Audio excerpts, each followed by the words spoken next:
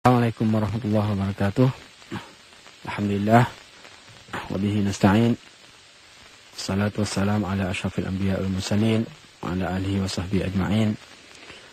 Yang dihormati Ustaz Irwan, penerbit rancangan Tafaqquh Fiddin, terbitan Radio IKIM, saudara-saudari para pendengar Radio IKIM yang dihormati. Alhamdulillah, hari ini kita akan teruskan perbincangan tentang teks yang seterusnya daripada kitab Al-Fiqhul Akbar karya Abu Hanifah dalam rancangan Tafaqquh Fiddin. Dalam perbahasan yang lepas, kita selesai membahaskan 7 sifat zatiyah yang disebut oleh Abu Hanifah, yaitu sifat hayah, sifat qudrah, sifat ilmu, sifat kalam, sifat sama', sifat basar dan sifat iradah. Dalam perbahasan sifat-sifat tersebut, kita telah huraikan apakah yang dimaksudkan dengan kesemua sifat-sifat tersebut dari segi maknanya, apakah dalil-dalil yang boleh diketengahkan untuk membukti atau mendukung kebenaran sifat-sifat tersebut, membuktikan bahawa Allah SWT bersifat dengan sifat-sifat tersebut. Dan dalil-dalil yang dikemukakan itu merangkumi dalil akal dan dalil nakal, ataupun dalil nas dan dalil akal. Ketujuh sifat itu merupakan sifat zat Allah SWT, azali, sifat azali, wujud pada Allah SWT itu sejak azali lagi, dan ia dikenali dalam perbahasan ilmu kalam sebagai sifat subutiyah.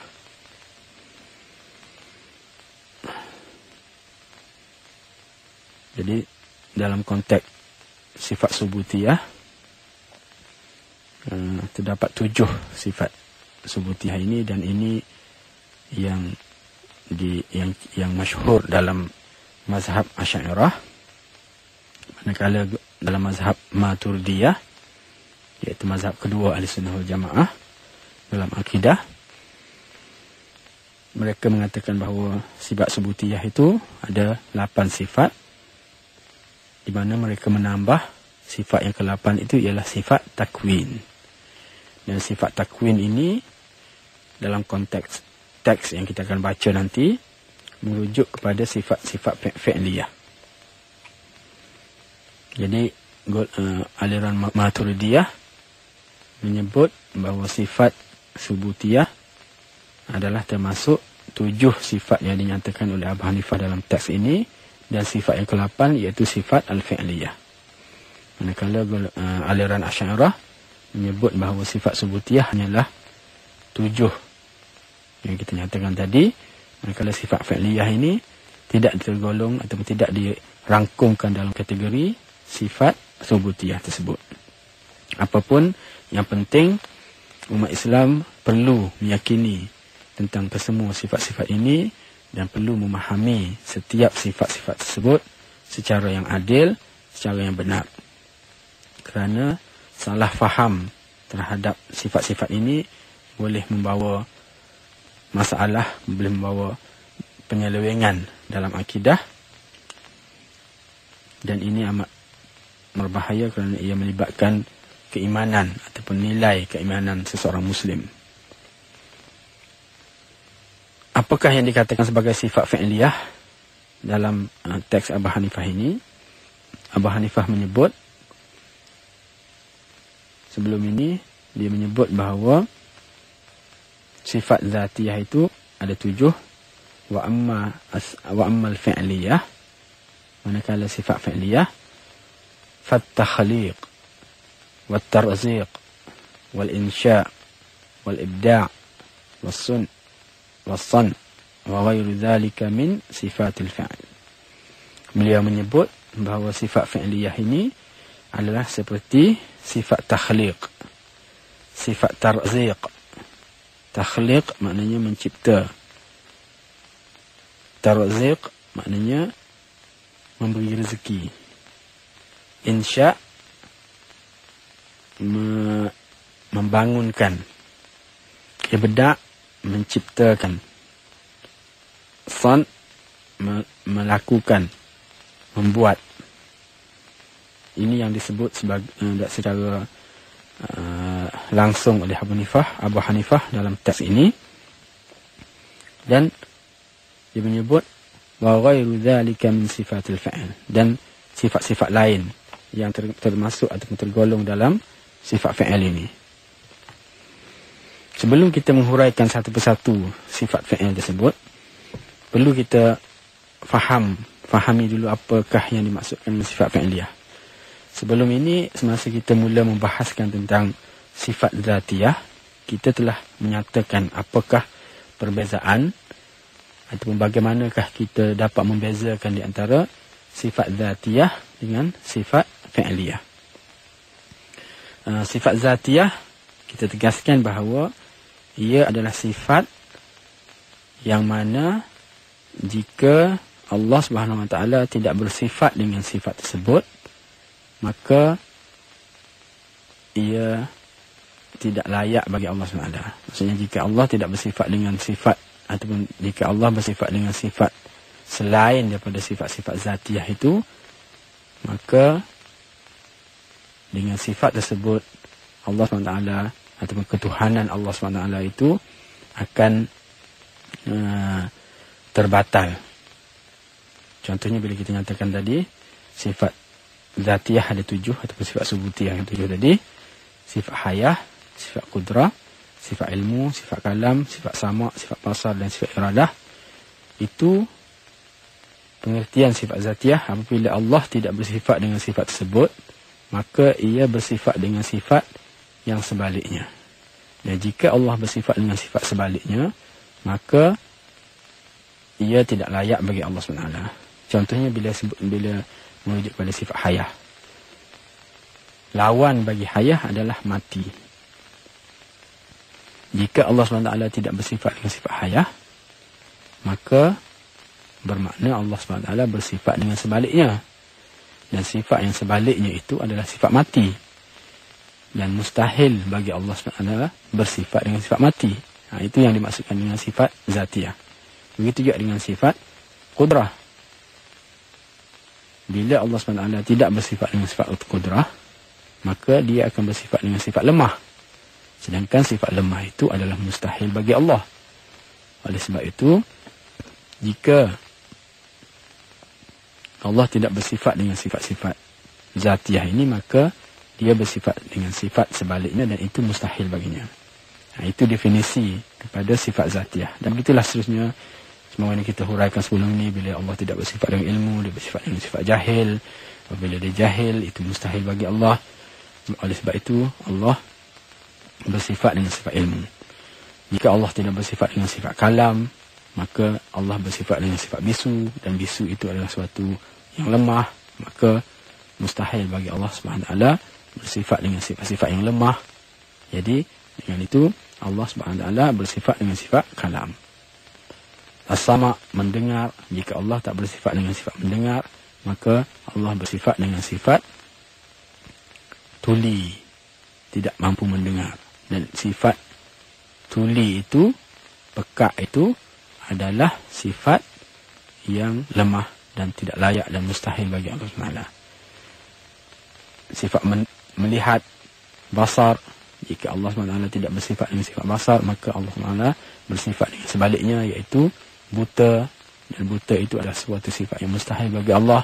Maka wajib bagi Allah bersifat, ataupun Allah bersifat dengan sifat-sifat yang wajib ini, iaitu sifat melihat. Dan iradah sama juga. Apabila Allah tak bersifat dengan sifat iradah, maka ia terpaksa ataupun ia dipaksa. Dan dipaksa ataupun terpaksa itu adalah suatu sifat yang mustahil bagi Allah. Oleh itu, kita tegaskan bahawa Allah itu bersifat dengan sifat iradah. Jadi ini adalah sifat-sifat zatiyah, yang mana definisinya sekira Allah SWT itu tidak bersifat dengan sifat tersebut, maka ia bersifat dengan lawannya, dan lawannya itu mustahil bagi Allah SWT. Manakala sifat fi'il ni pula, ia tidak membawa kepada Allah bersifat dengan sifat mustahil kalau diandaikan ataupun kalau dibayangkan Allah tidak bersifat dengan sifat-sifat ini. Kalau tadi, jika Allah SWT tidak bersifat dengan sifat zatiyah, maka dia bersifat dengan sifat lawannya, dan lawan ini mustahil. Oleh itu, Allah bersifat dengan sifat zatiyah. Namun dalam sifat fi'liyah ini, jika dikatakan bahawa Allah tidak bersifat dengan sifat fi'liyah ini pun, dia tidak membawa kesan kepada zat Allah SWT, tidak membawa kesan kepada mustahil pada zat Allah SWT itu. Sebab itu dinamakan sifat fi'liyah. Contohnya misalnya kita katakan sifat takhliq. Takhliq ini Allah mencipta. Memang Allah adalah pencipta alam. Dialah yang mencipta segala-galanya. Tapi kalau kita katakan Allah tak mencipta ataupun tidak ingin mencipta, apakah itu semestinya membawa kepada sifat yang mustahil pada zat Allah SWT? Tidak. Sebab Allah SWT mempunyai sifat iradah, misalnya, dia boleh mencipta dan dia boleh untuk tidak mencipta. Dan sama ada dia mencipta ataupun tidak mencipta, ini tidak melibatkan kemustahilan pada zat Allah SWT itu.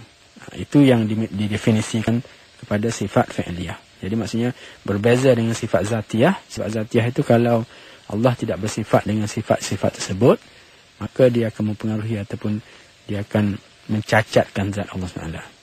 Ataupun dia akan menjadikan Allah bersifat dengan sifat yang mustahil. Yang tidak sesuai dengan keagungan Allah SWT. Jadi manakala sifat fi'liyah ini, dia tidak sedemikian. Sebab dia yang disebut sini, ma yajuzu an yusaf bihi wa biddihi. Apa yang harus Allah bersifat dengannya dan bersifat dengan sebaliknya. Itu definisi kepada sifat fi'liyah.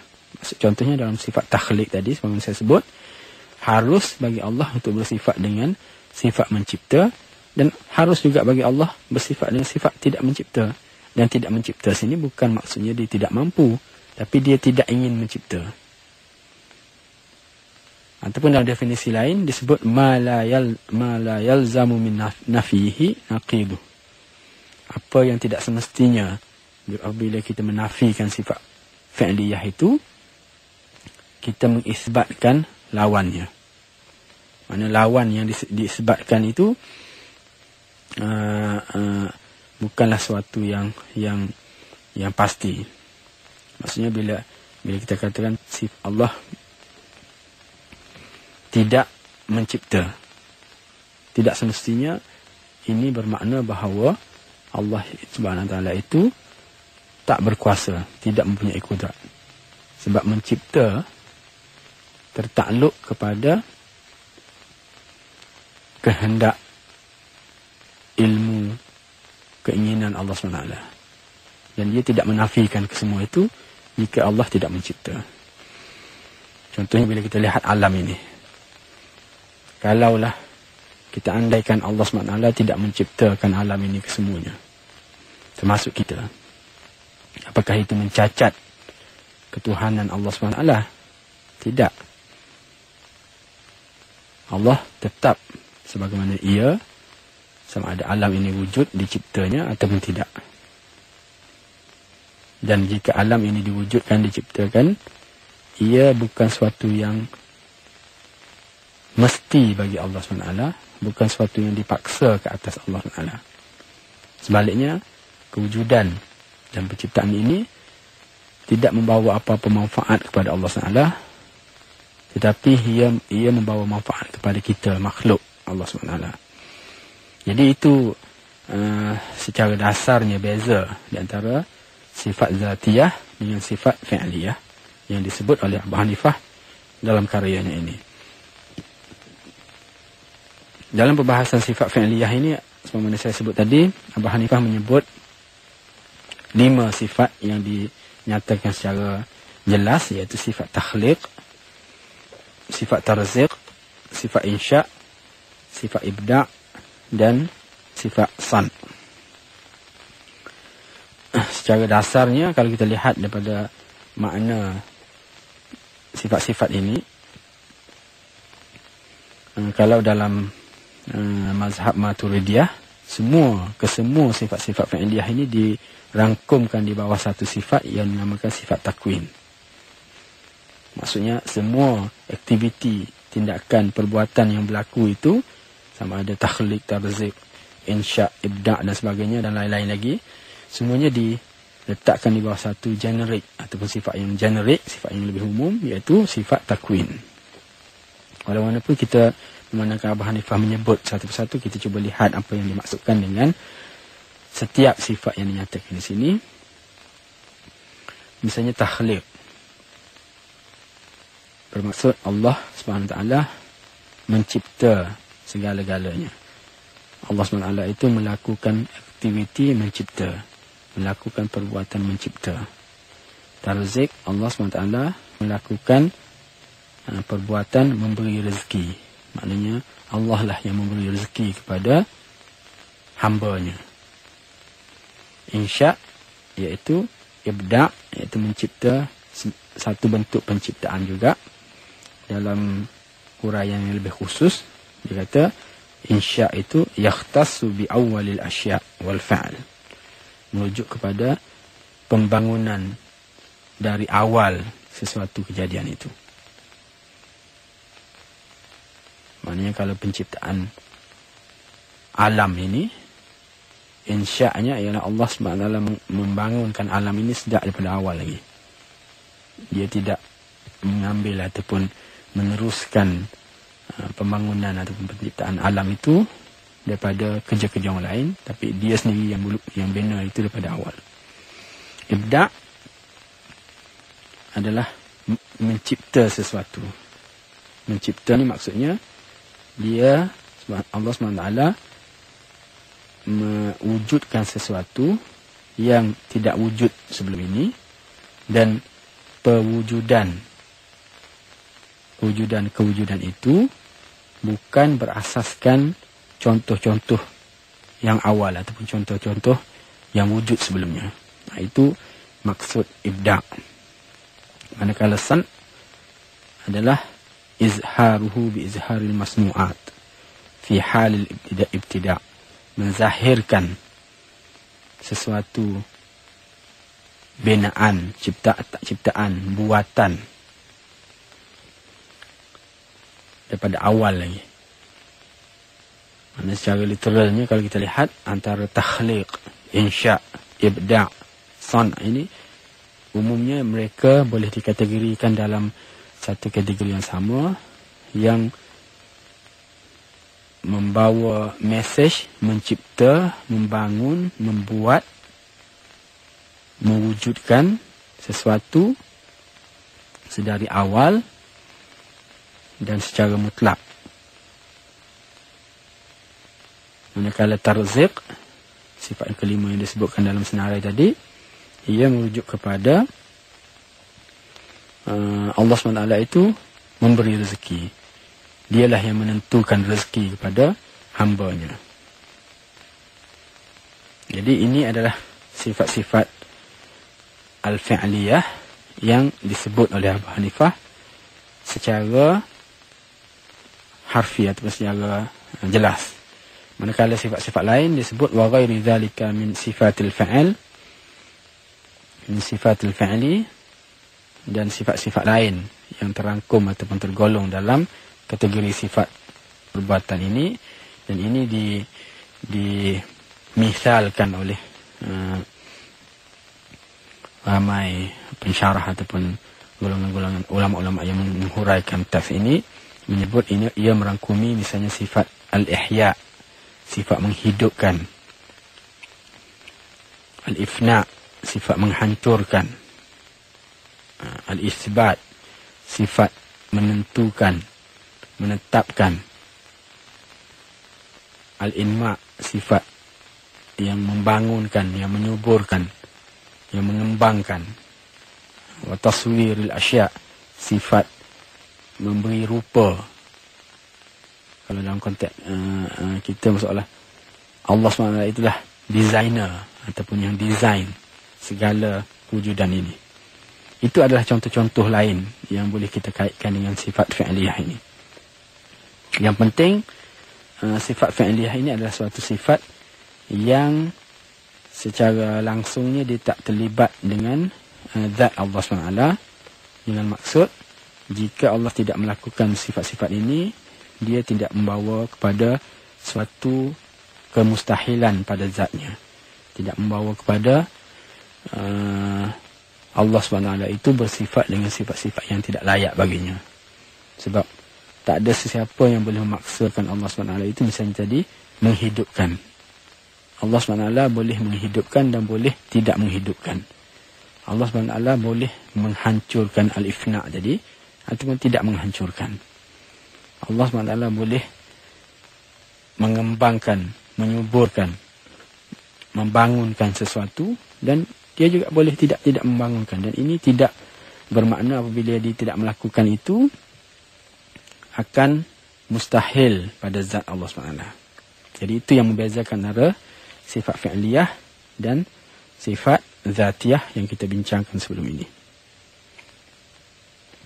Apakah pengajaran daripada pemahaman kita terhadap sifat fi'liyah ini? Sebagaimana juga kita huraikan sebelum ini, ketika menghuraikan tentang sifat-sifat zatiyah, kita cuba bincangkan apakah manfaat daripada keimanan kita terhadap sifat-sifat zatiyah tadi.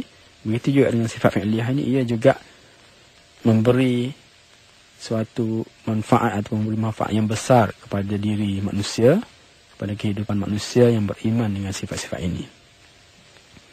Contohnya, bila kita beriman dengan sifat-sifat semua sifat-sifat fi'liyah ini, ia menjadikan kita mentauhidkan Allah SWT dalam semua kejadian yang berlaku. Maksudnya apa yang berlaku dalam alam ini, apa yang berlaku dalam kehidupan kita, apa yang berlaku dalam di hadapan kita, kita yakin semuanya adalah hasil ciptaan, buatan, ketentuan Allah SWT. Apabila kita melihat sesuatu itu hidup, sifat ihya itu sendiri adalah daripada Allah SWT. Allah lah yang menghidupkan. Apabila kita melihat sesuatu itu mati, hancur, binasa, itu juga mengingatkan kita, menyedarkan kita bahawa Allah SWT lah yang menghancur, ifna, yang membinasakan semua itu. Apabila kita melihat sesuatu itu berkembang, maju, membiak dan sebagainya, kita yakin bahawa Allah SWT lah yang melakukan semua aktiviti tersebut. Kerana itu termasuk dalam sifat-sifat fi'liyah yang Allah bersifat dengannya. Bila kita melihat seseorang itu diberi rezeki atau kita mendapat rezeki, kita akan bersyukur kepada Allah, kita akan bertauhid kepada Allah, kerana kita yakin yang memberi rezeki itu adalah Allah dan bukan makhluk. Dan ini amat penting dan amat mendasar dalam kehidupan seseorang Muslim, kerana dengan keyakinan sebegini, nilai tauhid dia kepada Allah SWT itu begitu teguh, dan dengan itu dia akan menjadi makhluk yang hanya bergantung, takut, mengharap dan berdoa hanya kepada Allah, dan tidak bergantung, mengharap dan berdoa kepada makhluk ataupun selain daripada Allah SWT. Kerana dia yakin bahawa segala yang berlaku, segala yang terjadi adalah suatu manifestasi daripada sifat fi'liyah Allah SWT. Ihya, ifna, inma, isbat, takhliq, tarziq dan sebagainya yang disebutkan tadi. Itu salah satu daripada pengajaran yang boleh kita fahami daripada penghayatan terhadap sifat fi'liyah ini. Penghayatan yang kedua yang boleh kita kongsikan, boleh kita renungi, seseorang yang yakin dan menghayati akan sifat fi'liyah ini, dia akan menjadi seorang yang mensyukuri Allah SWT di atas segala nikmat ciptaan dari ketentuan Allah SWT. Golongan yang tidak mensyukuri Allah, mereka lupa bahawa yang mencipta itu adalah Allah, yang memberi rezeki itu adalah Allah, yang menghidupkan itu adalah Allah, yang mematikan itu adalah Allah, yang menghancurkan itu adalah Allah, yang menentukan segala-galanya adalah Allah, yang membentuk sebarang rupa, sebarang kejadian itu adalah Allah SWT. Golongan yang lupa tentang perkara-perkara ini, mereka gagal, mereka tidak akan tahu dan mampu mensyukuri Allah SWT. Namun sebaliknya, mereka yang yakin dan menghayati tentang segala sifat-sifat fi'liyah yang dinyatakan tadi, akan lebih mudah mensyukuri dan menghayati keagungan Allah SWT, berterima kasih, menghargai segala yang baik yang Allah kurniakan kepadanya, dan di samping itu redha dan menerima dengan hati yang terbuka segala apa yang berlaku yang dilihat sebagai seakan musibah baginya, kerana semua itu adalah manifestasi daripada sifat fi'liyah Allah SWT.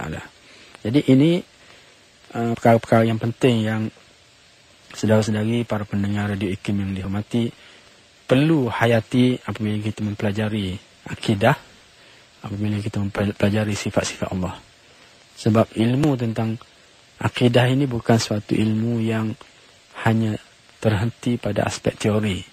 Sebaliknya, keyakinan yang benar dan lengkap tentang akidah akan membuahkan insan ataupun individu ataupun kepribadian yang kuat, yang semakin dekat dan faham tentang segala fenomena dan kejadian yang berlaku dalam kehidupan, di mana setiap kejadian itu akan difahami dan fahaman yang benar terhadap semua kejadian itu akan mengembalikan dia kepada Allah SWT, kerana keyakinan dan fahaman yang lengkap tentang akidah, khususnya dalam konteks kita di sini, perbahasan tentang sifat-sifat Allah SWT. Jadi, saudara-saudari, itu adalah himpunan sifat-sifat zatiyah dan sifat-sifat fi'liyah yang disebut oleh Abu Hanifah dalam karyanya Al-Fiqhul Akbar. Dan insyaAllah dalam teks yang seterusnya kita akan jumpa lagi perbahasan-perbahasan yang lain yang juga berkait dengan sifat-sifat ini yang diulangi oleh Abu Hanifah dalam konteks yang berbeza. Sebelum kita berpindah kepada topik-topik berkenaan, menarik untuk kita lihat di sini bahawa Abu Hanifah apabila dia memperkatakan tentang sifat Allah SWT, dia menyarankan secara awal dulu. Kalau kita lihat setakat ini kita telah membaca bahawa Allah itu Esa, Allah itu tiada syirik baginya, tiada sekutu baginya. Kemudian Allah itu tiada sesuatu pun yang sama ataupun yang sekutu dengannya. Kemudian dia menghuraikan tentang sifat zatiyah dan menyebut 7 sifat. Kemudian sifat fi'liyah dengan memberi beberapa contoh. Jika dilihat paparan dan catatan berkenaan dengan sifat yang dinyatakan oleh Abu Hanifah di sini, ia cukup komprehensif, cukup untuk menjadikan seseorang itu apabila dia beriman dan dia faham tentang sifat-sifat ini, cukup untuk kita mengiktiraf iman dia. Maksudnya kalau kita katakan, kita tanyakan kepada seorang itu apakah Allah itu Esa, dia kata ya. Apakah Allah itu hidup, mempunyai kudrat, ilmu, kalam, sama, basar, iradah ini, dia kata ya. Dan apakah Allah itu mempunyai sifat-sifat fi'liyah seperti mencipta, memberi rezeki dan sebagainya, dan dia juga mengiyakan. Mana cukup untuk seorang itu diiktiraf sebagai telah sempurna imannya. Sebab itu kadang-kadang kita lihat dalam tradisi pengajian akidah di alam Melayu,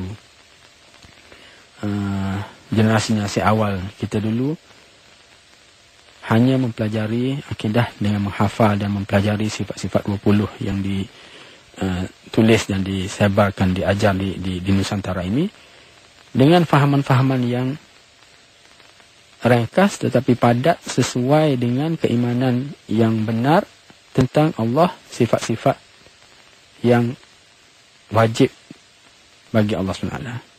Jadi apabila mereka boleh mengiktiraf ke semua itu, ia sudah cukup memadai untuk kita mengiktiraf untuk seorang itu sebagai mukmin.